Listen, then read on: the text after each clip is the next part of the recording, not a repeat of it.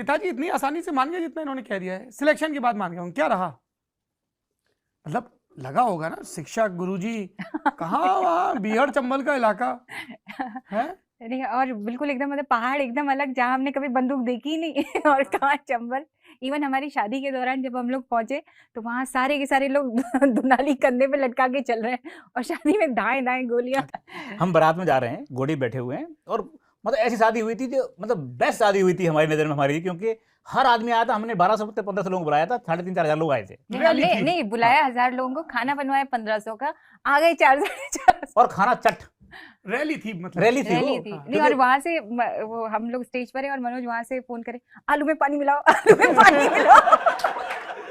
खत्म हो रहा है वहां से। बहुत बढ़िया भाई, उसने कहा जाने नहीं देना, चाहे जो करना पड़े, पानी मिला मिला।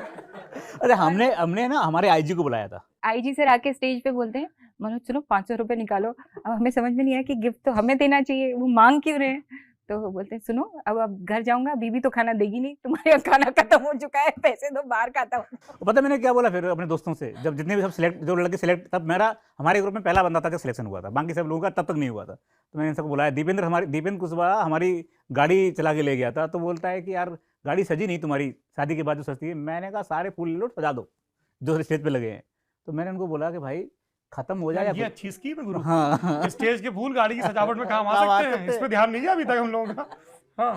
तो मैंने उसको बोला भाई खाना खत्म हो रहा है, और इसके बाद जयमाला के बाद खाना हम दोनों को खाना है, और एक फोटो खिंचवाना है खाना खिलाते हुए दूसरे को। खाना रखवा देना अंदर में जाके।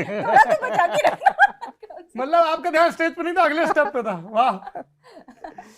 तो वो एक ऐसी शादी थी जिस शादी में विकास विकृति आए दिल्ली से, सारे दोस्त आए, सद्दा की सारी सहेलियां आई। मुझे लगता है कि वो एक सफल पहली शादी थी जिसमें हर आदमी मुखर्जी नगर में जोड़ा बना, हाँ, सिलेक्ट भी हुआ, हाँ, और ब्याह भी हुआ।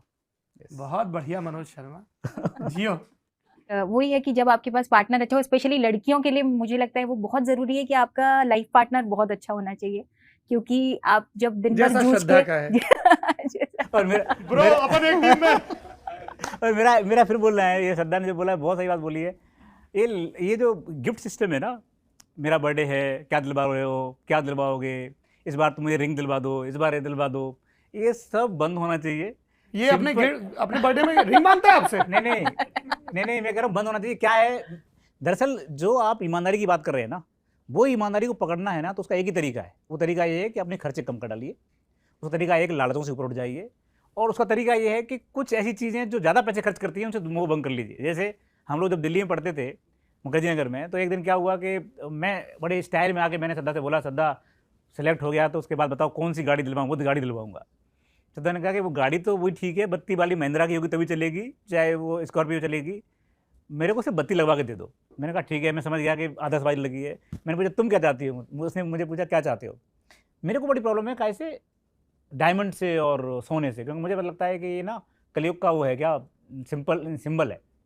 और मुझे लगता है कि अगर आप इसमें जाएंगे तो आप कितना भी पैसा कमा लीजिए, आप पूरा नहीं कर पाएंगे। डायमंड इतना महंगा आता है, कहाँ से लाओगे आप सैलरी में। तो मैंने श्रद्धा से कहा कि श्रद्धा क्या ऐसा हो सकता है कि तुम डायमंड ना पहनो, कभी सोना नहीं पहनो। श्रद्धा ने कहा यस। अब ये बात मेरे को लगता है 18-19 साल हो गए, 20 साल हो गए लगभग।